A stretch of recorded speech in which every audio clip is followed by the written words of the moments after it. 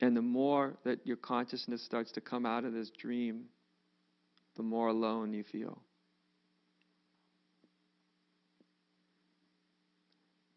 Unfortunately, most people, when they hear the word alone, they immediately think loneliness.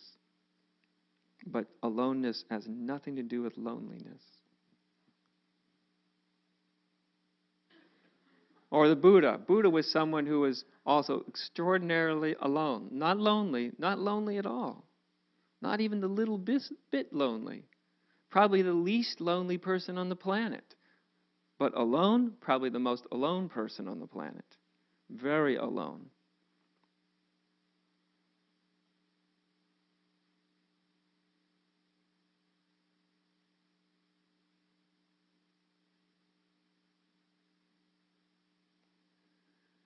So this is, it's just one of those fears that one steps through. The fear of aloneness. Because what keeps our consciousness in the dream state is that the idea we have about ourselves, the illusory self, it needs company.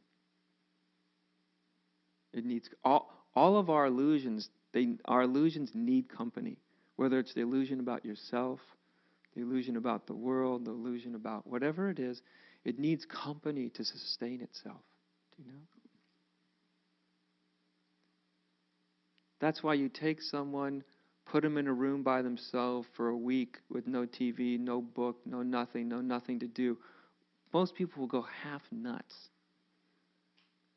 They'll want to come running out of that room at the end of the week faster than anybody you've ever seen. Because when illusion is left alone, there's nothing to support it. When there's nothing to support it, it really gets very, very nervous.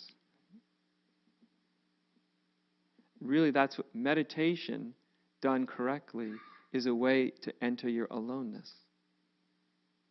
Not a way to chase your ideas, but actually enter into that state where you're truly alone. That's what stillness is. That's what silence is. It's to be absolutely alone. Nothing supporting you psychologically, intellectually. All that's silent, all that's still.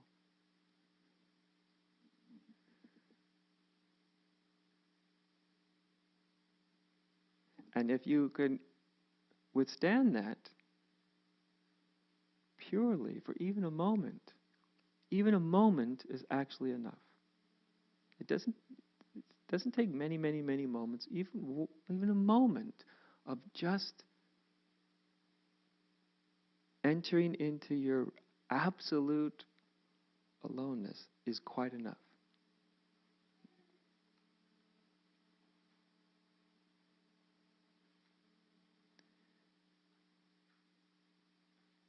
Some people, they may take 30 years of great spiritual practice or discipline or whatever before they finally get to the point where they realize that they don't know anything. Where they can sustain it, where they go, okay, I've done this for so long, I really don't know what I'm doing. I don't know how to get there. I don't know what this is all about. I don't know who I am. I actually don't know what life is anymore. I really don't know anything. Maybe it takes someone 30 years to get to that point. Somebody else can walk in the door and they can get to that point like snapping your fingers. Did you realize that you really don't know anything? Well, sure. Then they're very, very available. Whichever way it goes, it doesn't really matter.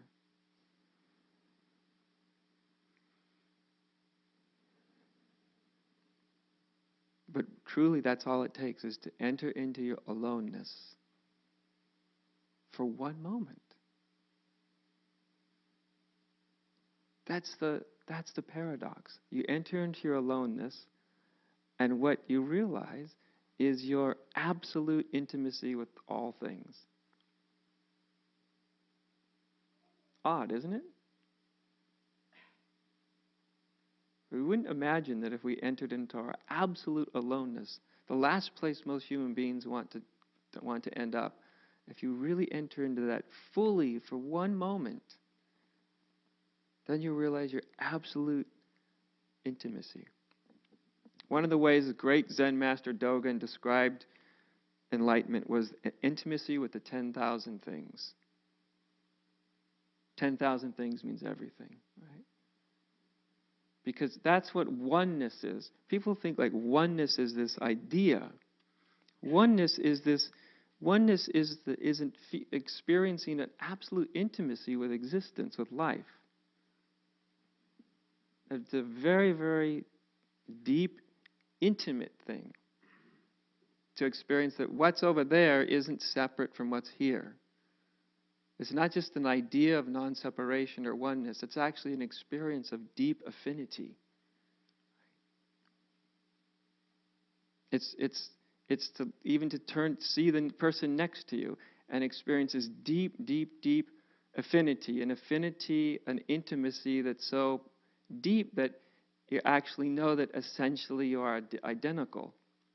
Relatively different. Essentially same. And the deep intimacy of that absolute connectiveness, that's oneness. And that is to be found right in the experience of absolute aloneness.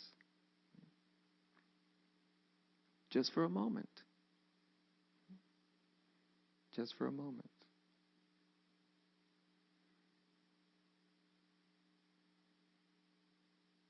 And of course, aloneness is synonymous with, I hesitate to use this word because it sounds so big, the unknown.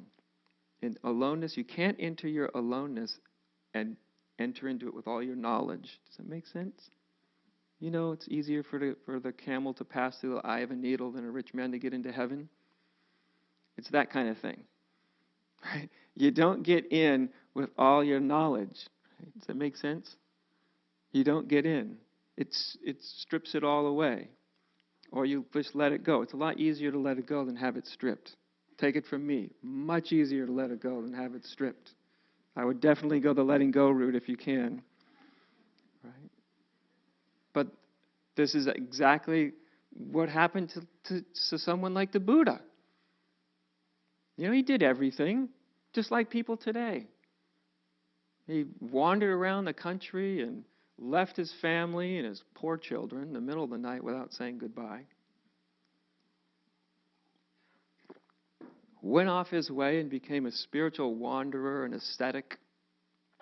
He tried everything, went to all the teachers and did all the practices and starved himself and celibate and everything.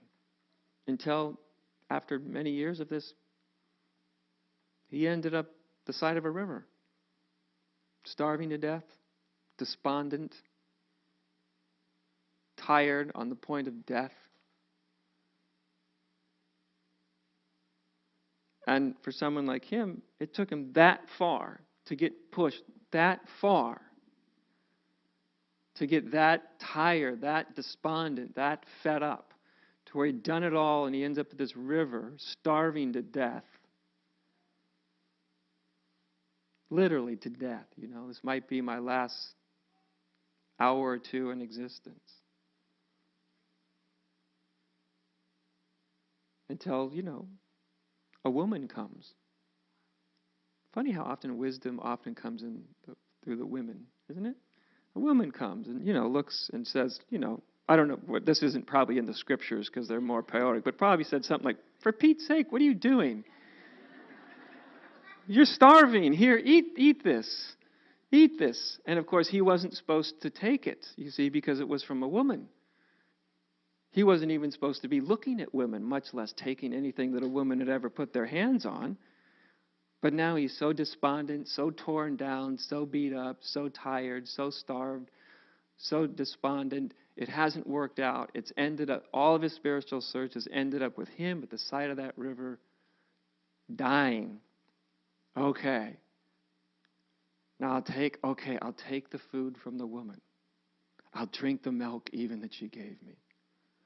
You know, for a lot of people, you'd think, what an idiot that it took you that long to something that small. But you see, for him, in his culture, what he went through, all of that, this was a very serious matter. In him taking that food from that woman and that milk from that woman, that was the biggest step he'd taken in his life. All of his spirituality actually set him up for that one moment.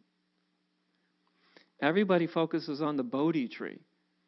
What happened after this woman fed him and clothed him and helped him get enough nutrition in his body so he could think straight instead of half-addled with starvation. Do you know? So they focus on the Bodhi tree, but without the river and the starvation and the woman and the food and the milk, there would be no guy sitting at the Bodhi tree. It would have never happened. And this story, really, as I see it, the most important thing about the story is the moment at the river, because the moment at the river is where the door opened. That's the moment at the river where he stepped outside of his ideas, his spiritual ideas. And he was someone who committed his whole life to spirituality, left palace and wife and children. He put everything on the line. And so this is somebody who's steeped in his spiritual ideas and his search and teachings and all that. And finally, he breaks out of it. And that taking that water and that milk was symbolic of him stepping out of it. He had to step out of all that to take that food. And he did. Fortunately, for all of us. And then, of course, gets a little healthier. He can think straight. He's already taken the most significant step. And then the next big symbolic event, again, isn't what happened at the Bodhi tree. It's the fact that he was sitting there in the first place. Who's he sitting with? Just him. No company. No company. By the way, for those who don't know the story, he had some people following him at that time. And they all left him when he took the food from the woman. They all left. Right? Great lot of students those were, right? You took food from a woman, you can't be real, we're out of here. Literally, they all left. So now he's sitting up the tree alone. But imagine where you'd be if you were at that point. Nothing had worked out. The teachings didn't do it. Starving yourself didn't do it. You left your wife, you left your kids years and years ago. That didn't do it. Nothing did it. And being a sadhu did it, so you had to start eating, and you're sitting up at that tree, and nothing's worked, and you're there. Can you imagine how alone you'd feel? You wouldn't be a sadhu anymore. You wouldn't really even probably see yourself as a spiritual seeker in some way. Certainly not in the way you had before. You weren't on the heroic path anymore. That all collapsed. Everybody that was involved in that, they left you. They thought you were a fake, a phony. They didn't want to have anything to do with you. No family, no friends, no nothing. Tree, you, alone. Can you imagine being more alone?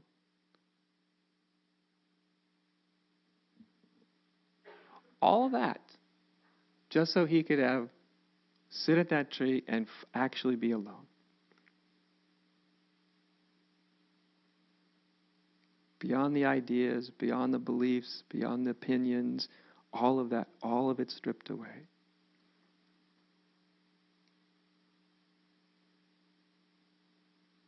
Sitting in this tree in this amazing state of uncertainty. Can you imagine the uncertainty that would be swirling in your head?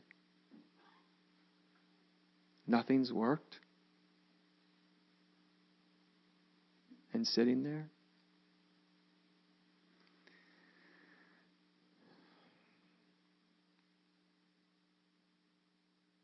Alone. And yet, for some weird